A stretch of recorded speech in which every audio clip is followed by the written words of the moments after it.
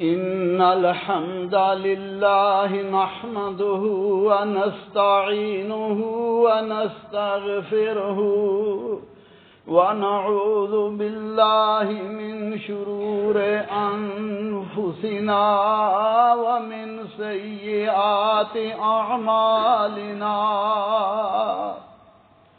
ونعوذ بالله من شرور أنفسنا ومن سيئات أعمالنا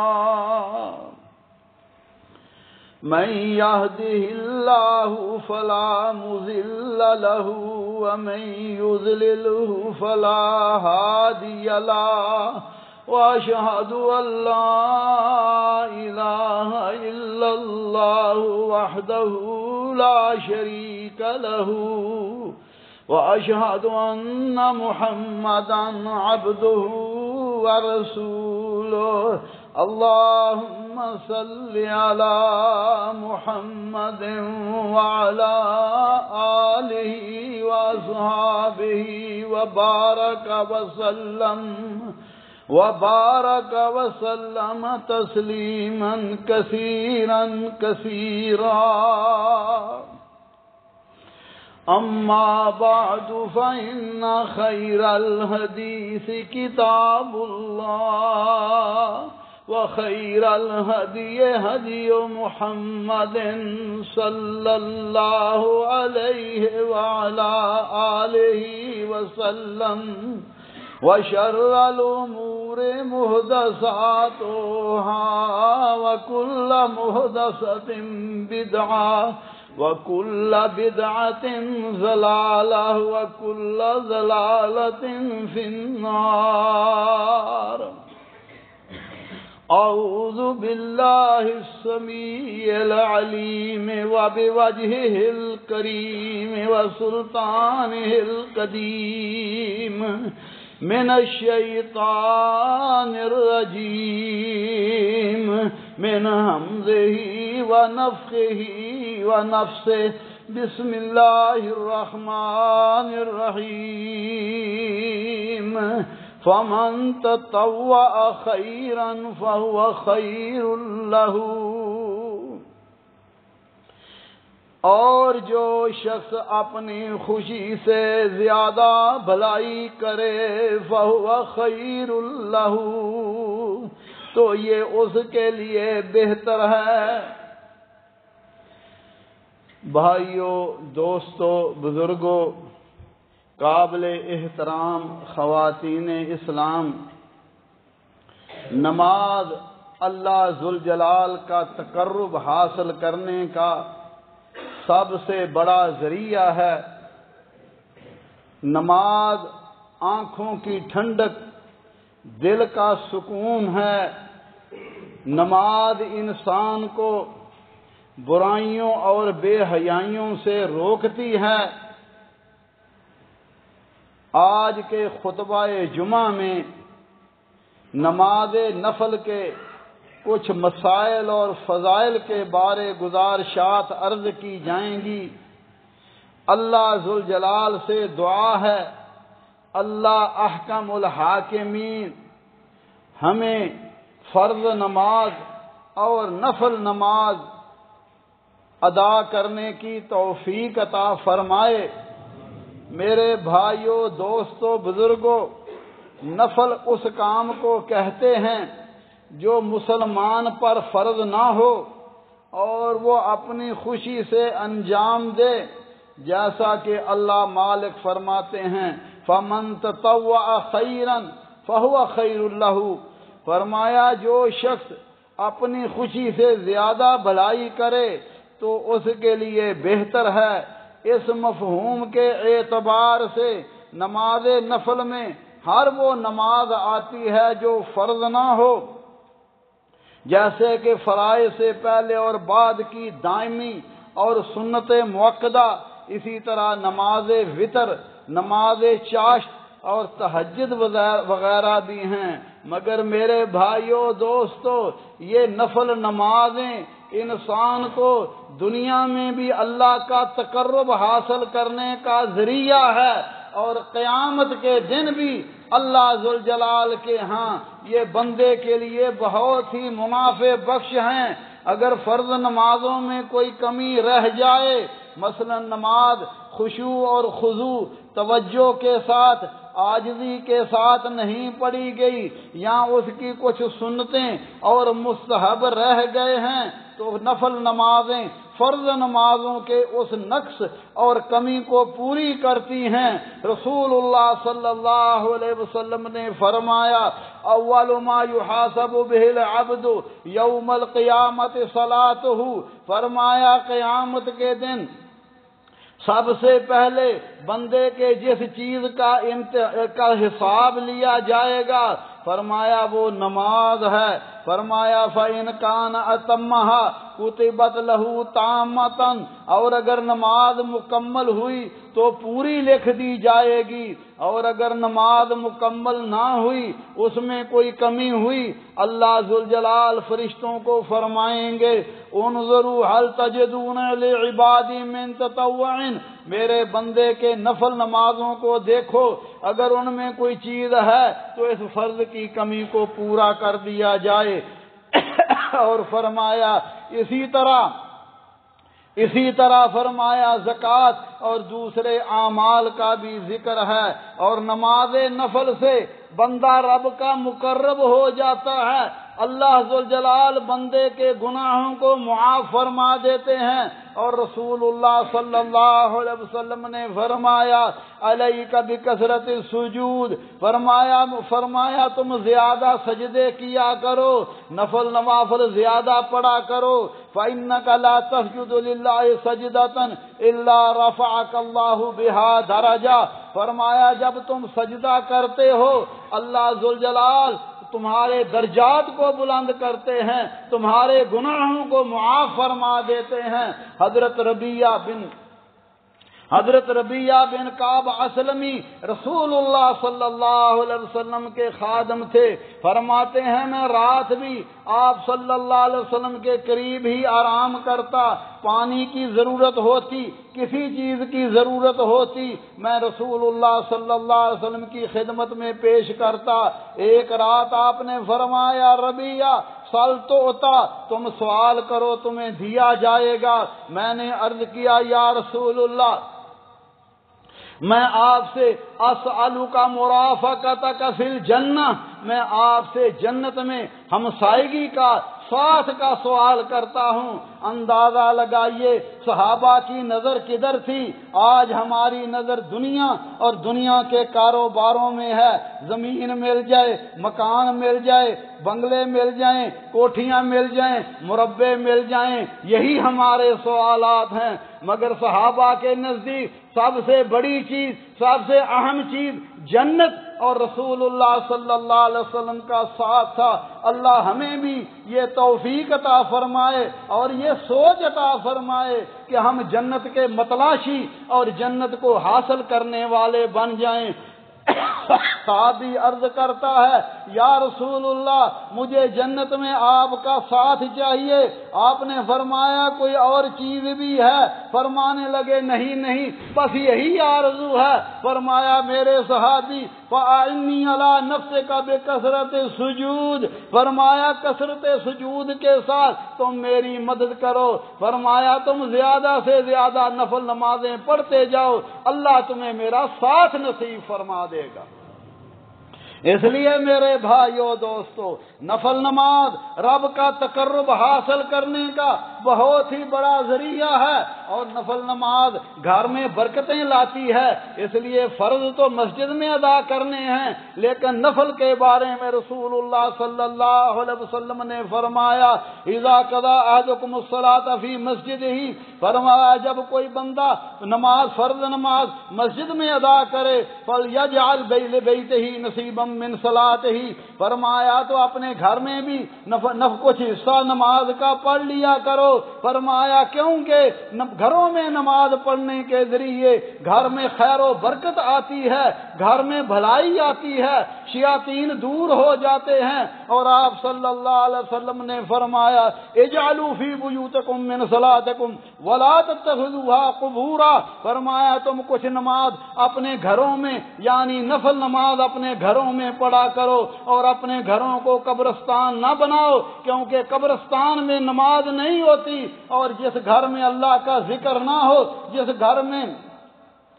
گھر میں اللہ کا ذکر نہ ہو، جس گھر میں اللہ ذوالجلال کے تذکرے، اللہ کی تسبیح اور تحمید نہ ہو، اس کی مثال قبرستان کی طرح ہے۔ اللہ ہمیں اپنے گھروں کو سنبھالنے اور ان میں اللہ کا ذکر کرنے، قرآن کریم کی تلاوت کرنے اور نفل نماز پڑھنے کی توفیق عطا فرمائے۔ میرے بھائیو دوستو، فرض نماز مسجد میں پڑھتے ہیں، ایک نقد پڑھتے ہیں 27 کا ثواب ملتا ہے، اور اگر وہی نفل نماز مسجد میں پڑھیں، ایک پڑھیں گے ایک کا ہی اجر ملے گا، لیکن اگر گھر میں جا کر آپ نفل نماز پڑھتے ہیں، یہ سنتیں پڑھتے ہیں، تو آپ کو 27 کا اجر ملے گا۔ اس لیے نفل نماز سنتیں وغیرہ گھر میں پڑھنی چاہیے، کیونکہ نفل نماز کے ذریعے فرمایا وما یزال عبدی یتقرب الی بالنوافل حتی احبہ، فرمایا بندہ نفل نماز پڑھتا رہتا ہے یہاں تک کہ اللہ مالک فرماتے ہیں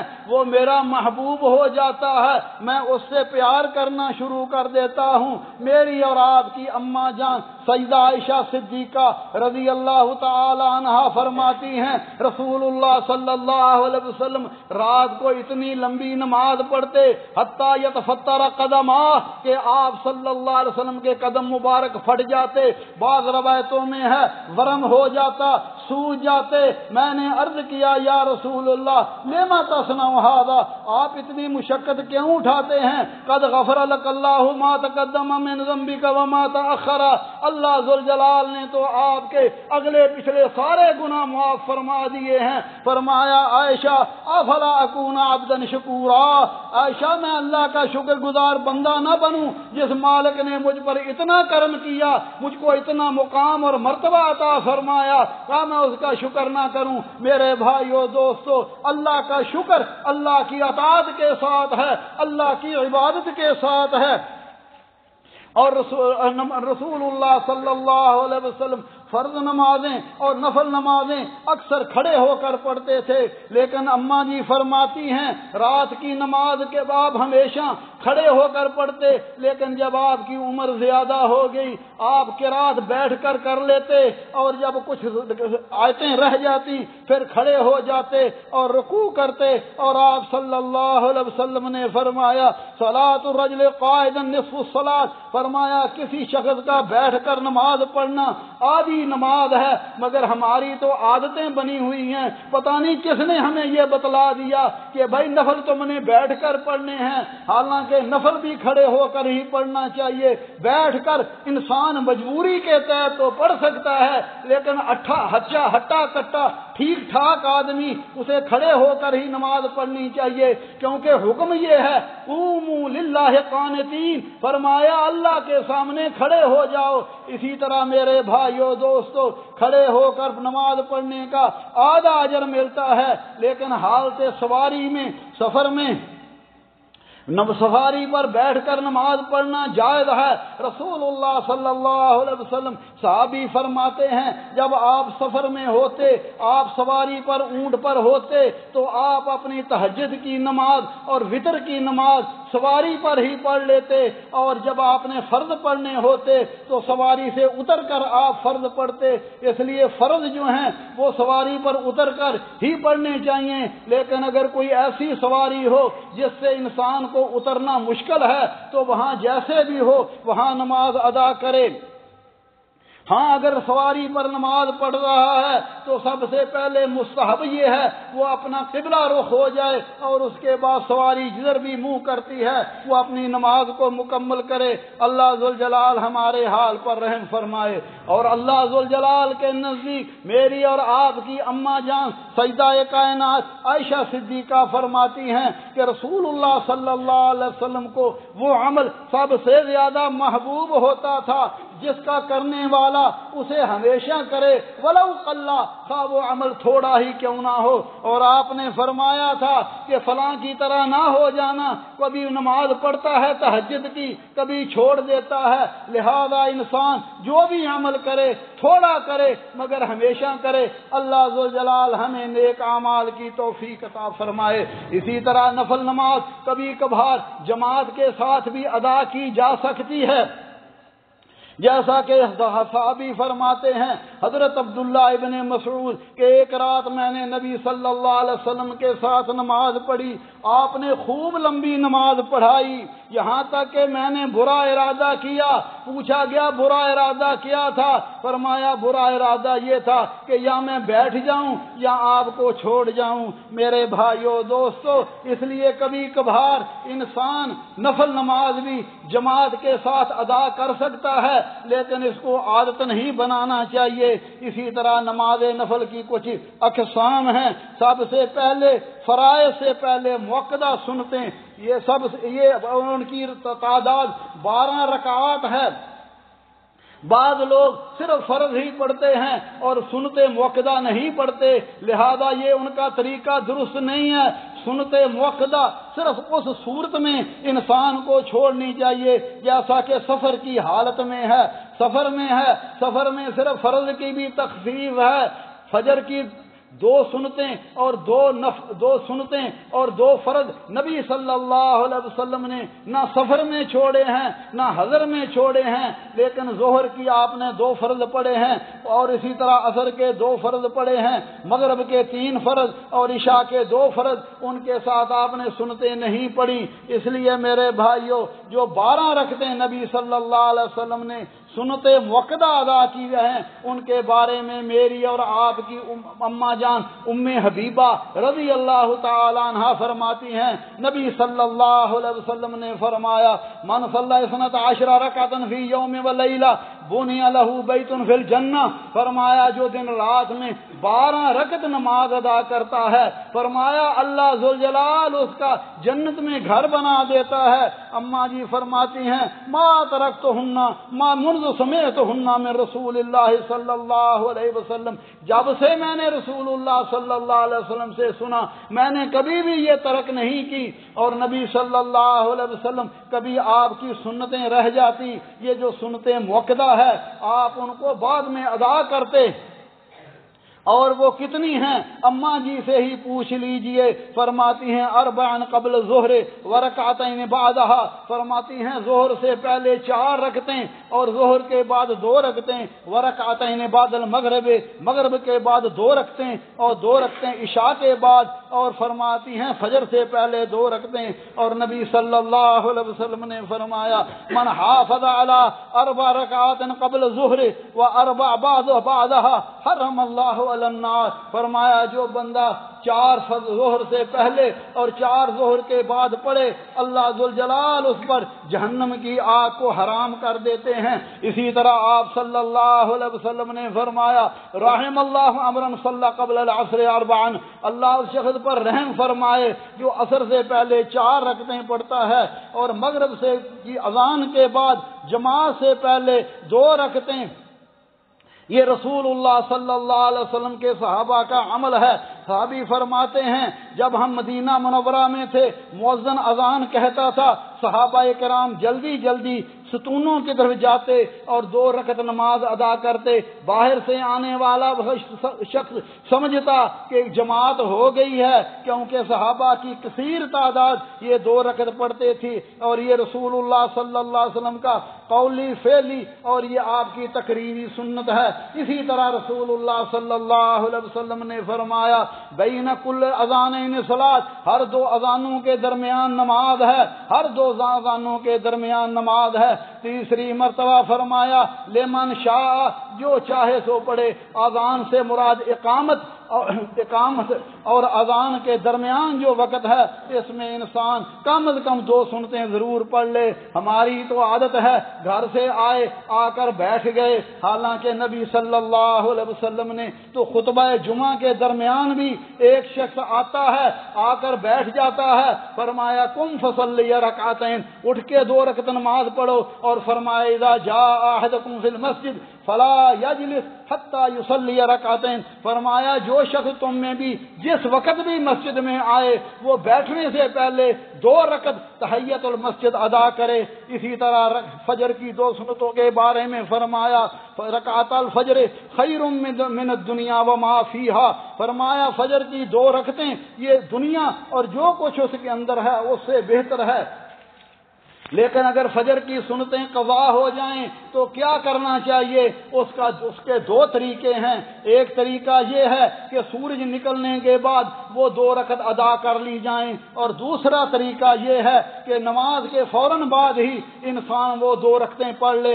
قیس بن عمر فرماتے ہیں کہ رسول اللہ صلی اللہ علیہ وسلم نے کے پاس مسجد میں آیا، نماز کی اقامت ہوئی، میں نے فجر کی نماز آپ کے سامنے آپ کے ساتھ ادا کی، پھر آپ گھر کو جانے لگے تو آپ نے مجھے دیکھا کہ میں نماز پڑھ رہا ہوں، فرمایا مہلا یا قیس اصلاتان معن، ٹھہر جاؤ قیاس، کیا 2 نمازیں ایک ساتھ ہیں؟ میں نے کہا اللہ کے رسول صلی اللہ علیہ وسلم میری سنتیں رہ گئی تھیں، تو آپ نے فرمایا فلا اذن، اب کوئی بات نہیں ہے۔ اس سے معلوم ہوا کہ اگر انسان کی فجر کی سنتیں رہ جائیں اور وہ مسجد میں آئے اور جماعت ہو رہی ہو، ہماری عادت یہ ہے پہلے سنتیں پڑھتے ہیں پھر جماعت کے ساتھ کھڑے ہوتے ہیں، حالانکہ رسول اللہ صلی اللہ علیہ وسلم نے فرمایا اذا اقیمت الصلاۃ فلا صلاۃ الا المکتوبہ، فرمایا جب فرض نماز کھڑی ہو جائے تو فرض کے پیچھے کوئی سنت اور نفل نہیں پڑھنی چاہیے،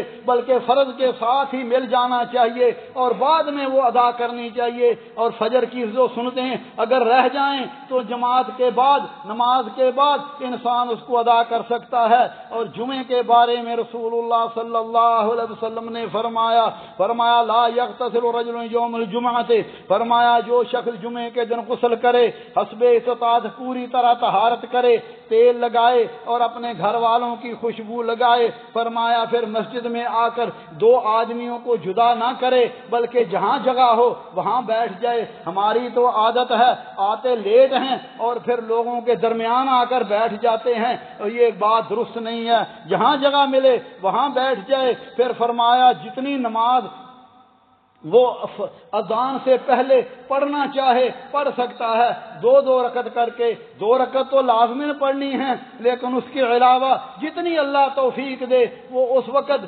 2 رکعت کر کے نماز ادا کرے۔ پھر خطبہ خاموشی سے سنیں تو فرمایا الا غفر له ما بینہ وبین الجمعۃ الاخرى، فرمایا ایک جمعہ سے لے کر دوسرے جمعہ تک اس کے تمام چھوٹے چھوٹے گناہ اللہ معاف فرما دیتے ہیں، مگر کبیرہ گناہوں کے لیے میرے بھائیو توبہ ضروری ہے۔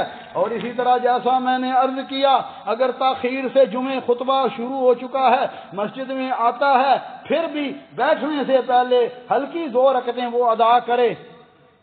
جہاں تک جمعے کے بعد کا تعلق ہے نبی صلی اللہ علیہ وسلم نے فرمایا اذا صلی احدکم الجمعۃ فلیصلی بعدها 4، فرمایا جب بھی کوئی شخص جمعہ کے دن آئے جمعہ پڑھ لے اس کے بعد 4 رکعتیں پڑھے، 2 کر کے 4 رکعتیں پڑھے۔ اور صحابی فرماتے ہیں سہل کہ اگر جلدی ہو 2 رکعتیں مسجد میں پڑھے، 2 گھر جا کر پڑھے۔ اور حضرت عبداللہ ابن عمر رضی اللہ تعالی عنہ فرماتے ہیں رسول اللہ صلی اللہ علیہ وسلم جب جمعہ پڑھا کر گھر میں آتے تو آپ 2 رکعت نماز ادا کرتے۔ اس لیے علماء نے یہ بھی کہا ہے مسجد میں پڑھنی ہے 2 کر کے 4 پڑھو، اور اگر گھر میں جا کر پڑھتا ہے تو 2 رکعت پڑھنی چاہیے۔ میرے بھائیو دوستو، فجر کی سنتیں اور وتر کے علاوہ جیسا کہ میں نے عرض کیا سفر کی حالت میں آپ نے چھوڑ دیا ہے، لیکن لیکن وطر اور فجر کی 2 سنتیں آپ نے سفر کی حالت میں بھی نہیں چھوڑی۔ اسی طرح نماز چاشت ہے، یہ سنت موقدہ ہے، نبی صلی اللہ علیہ وسلم خود بھی پڑھتے رہے، صحابہ کو بھی حکم دیتے رہے، اور چاشت کی نماز 2 رکعت بھی ہے اور 4 رکعت بھی ہے۔ میرے بھائیو، نبی صلی اللہ علیہ وسلم نے فرمایا جب ہر صبح ہر بندے کے ہر جوڑ پر ہر دن صدقہ ضروری ہے، سبحان اللہ کہنا، الحمدللہ کہنا، لا الہ الا اللہ، اللہ اکبر کہنا صدقہ ہے، نیکی کا حکم دینا، برائی سے روکنا بھی صدقہ ہے، اور ان سب سے چاشت کی 2 رکعات ہی کافی ہو جاتی ہیں۔ اور نبی صلی اللہ علیہ وسلم نے فرمایا اللہ فرماتے ہیں آدم کے بیٹے لا تعجزنی من 4 رکعات فی اول النہار اکفیک آخرہ، فرمایا آدم کے بیٹے دن کے شروع میں 4 رکعتیں مت چھوڑنا، میں دن کے آخری حصے میں تمہیں کافی ہو جاؤں گا۔ اسی طرح نبی صلی اللہ علیہ وسلم نے فرمایا جو فجر کی نماز جماعت کے ساتھ پڑھتا ہے، پھر بیٹھا اللہ کا ذکر کرتا ہے، اور فرمایا سورج نکلنے تک اللہ کا ذکر کرتا رہتا ہے، اور جب سورج نکلتا ہے 2 رکعت نماز ادا کر لیتا ہے، کانت لہو کاجر حجت و عمرت تامت تامت تامہ، فرمایا اللہ ذوالجلال اسے پورے حج اور عمرے کا مکمل ثواب عطا فرما دیتے ہیں۔ اللہ ہمیں بھی توفیق عطا فرمائے۔ اور چاشت کا وقت 1 نیزے کے برابر سورج کے بلند ہونے سے لے کر زوال سے پہلے تک ہے۔ اللہ ذوالجلال سے دعا ہے اللہ احکم الحاکمین ہمیں زیادہ سے زیادہ نفل پڑھ کر اپنے رب کا تقرب حاصل کرنے کی توفیق عطا فرمائے۔ اقول قولی ھذا واستغفر اللہ لی ولکم ولسائر المسلمین من کل ذنب فاستغفروہ انہ ھو الغفور الرحیم۔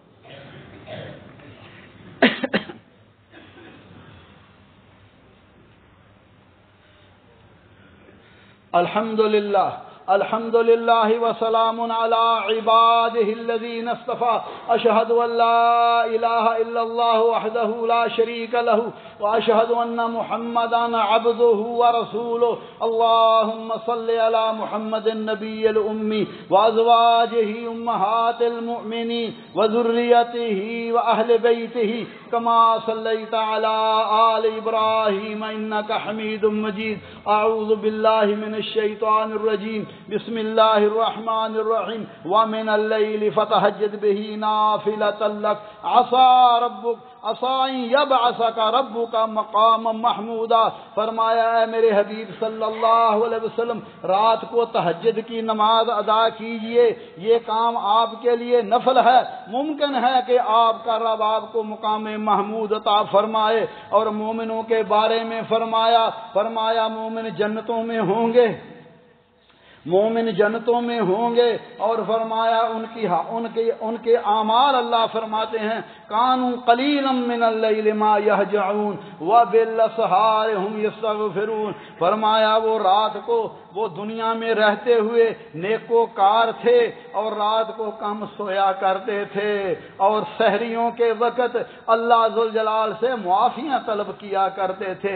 اللہ ہمیں بھی اس وقت معافیاں طلب کرنے کی توفیق عطا فرمائے۔ حضرت عبداللہ ابن سلام رضی اللہ تعالیٰ عنہ فرماتے ہیں رسول اللہ صلی اللہ علیہ وسلم جب مدینہ تشریف لائے، میں آپ کی زیارت کے لیے حاضر ہوا، جب آپ کے چہرہ انور پر میری نظر پڑی تو میرے دل نے کہا لیس بوجہہ کذاب، یہ کسی جھوٹے آدمی کا چہرہ نہیں ہے۔ اور اللہ کے نبی صلی اللہ علیہ وسلم فرما رہے تھے ایھا الناس افشوا السلام واطعموا الطعام وصلوا علی الارحام وصلوا باللیل والناس نیام۔ لوگوں آپس میں کثرت سے السلام علیکم کہا کرو، سلام کو پھیلاؤ، اور غریبوں مسکینوں کو کھانا کھلاؤ، رشتہ داریاں کو ملایا کرو۔ وصلوا باللیل والناس نیام، جب لوگ سوئے ہوئے تم رات کو رب کے سامنے کھڑے ہو کر عجز و نیاز کیا کرو، رات کی نماز پڑھا کرو۔ تدخلوا الجنت بالسلام، لوگوں سلامتی کے ساتھ اللہ تم کو جنت میں داخل کر لے گا۔ اللہ ہماری بھی قسمت میں کرے۔ تو میرے بھائیو دوستو، مومنوں کی یہ صفتیں اللہ قرآن کریم میں بار بار بیان فرماتے ہیں۔ فرمایا وہ راتوں کو رب کے سامنے کھڑے ہوتے ہیں، اور قیام اللیل تہجد کی نماز یہ مومن کا شرف ہے۔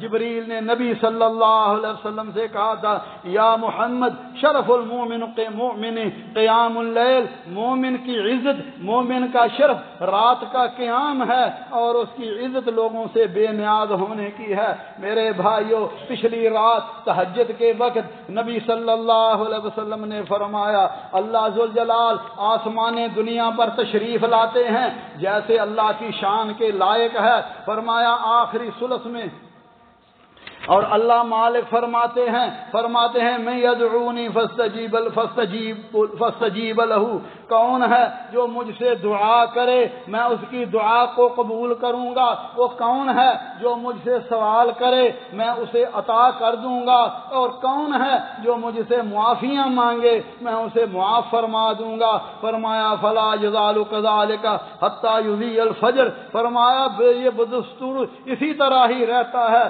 یہاں تک کہ فجر روشن ہو جائے۔ میرے بھائیوں، وہ قیمتی وقت ہے، سو کر نہیں گزارنا چاہیے۔ کسی اللہ کے بندے نے کہا تھا کہ وہ رات کی نماز، وہ تہجد کی نماز جو اس وقت انسان کو لذت اور سکون آتا ہے کیونکہ بندے اور بندے کے رب کے درمیان اور کوئی چیز نہیں ہے، وہ اکیلا ہے، اپنے رب سے مانگ رہا ہے، اور نماز تہجد کی نماز اس میں جو لذت آتی ہے، جو سکون آتا ہے، فرمایا فلا تعلم نفس ما اخفی لهم من قرۃ اعین جزاء بما كانوا يعملون، وہ آنکھوں کی ٹھنڈک جو اللہ نے اس میں چھپا کے رکھی ہے وہ وہی جانتا ہے جو اس کے مزے لیتا ہے۔ اللہ والے نے کہا تھا جی میں آنکھیں جنتاں دا شوق رکھ توں، جاگ راتی بندگی دا مزہ چکھ توں، جی میں آنکھیں جنتاں دا شوق رکھ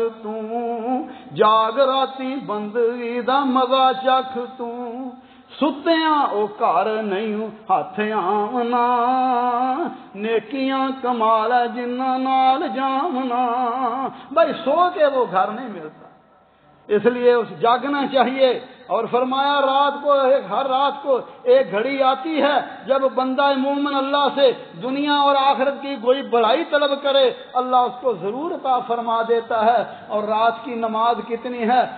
اماں جی عائشہ صدیقہ رضی اللہ تعالی عنہا سے پوچھا گیا کیف کان صلاۃ رسول اللہ صلی اللہ علیہ وسلم فی رمضان، رمضان میں آپ کی نماز کیسی تھی؟ میری اور آپ کی اماں جان فرماتی ہیں ما کان رسول اللہ یزید فی رمضان ولا فی غیرہ علی 11 رکعہ، فرماتے ہیں آپ رمضان اور باقی مہینوں میں 11 رکعت سے زیادہ نہیں پڑھتے۔ اور ابن عباس رضی اللہ عنہ کی روایت ہے رات کو 13 رکعت یعنی دو کر کے 8 رکعت، پھر 3 وتر پڑھتے اور پھر بعد میں 2 رکعتیں پڑھتے۔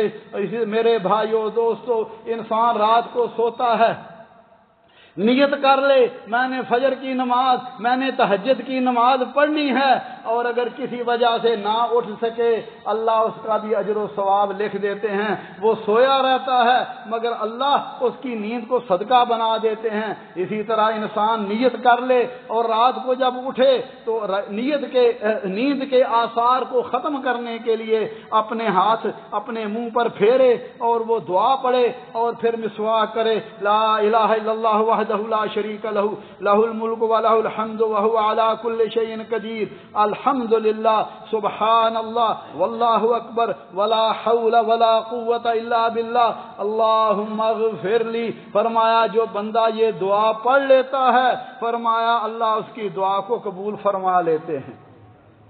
نبی صلی اللہ علیہ وسلم تہجد کی نماز پڑھتے تو پہلی 2 رکعتیں آہستہ پڑھتے، پھر آپ لمبی نماز پڑھتے۔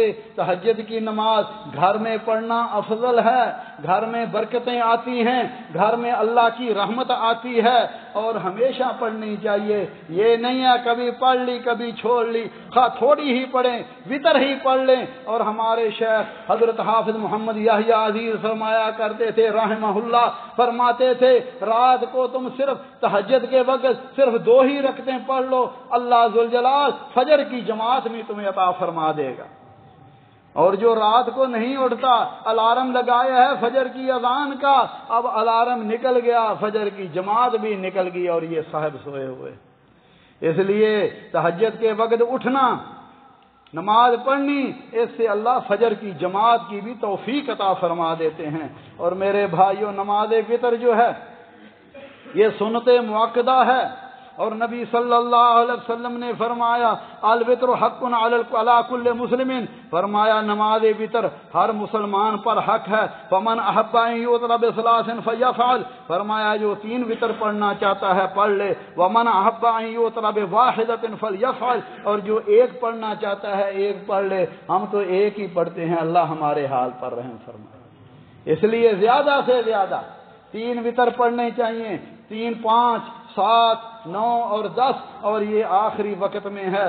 اور اگر فجر کی اذان ہو گئی تو پھر اگر پڑھنا چاہتا ہے تو دن کے وقت، اگر رات کو 3 پڑھتا ہے تو دن کو 4 پڑھے، اگر رات کو 11 رکعت پڑھتا ہے دن کو 12 پڑھے، اور رات کی نماز اسی طرح وتر کی نماز تہجد 11 رکعت اگر پڑھتا ہے، ہر 2 رکعتوں پر سلام پھیرے اور آخر میں 1 وتر پڑھتا ہے، 13 رکعت پڑھتا ہے، ہر 2 رکعتوں پر سلام پھیرے اور آخر میں 1 وتر، 9 رکعت پڑھنا چاہتا ہے تو 8 رکعت ایک تشہد کے ساتھ، پھر 1 وتر پڑھ لے، اور 7 بھی اسی طرح ہے 1 تشہد کے ساتھ۔ اور میرے بھائیوں، اگر 3 پڑھنا چاہتا ہے تو 2 رکعت پڑھ لے، پھر 1 پڑھ لے۔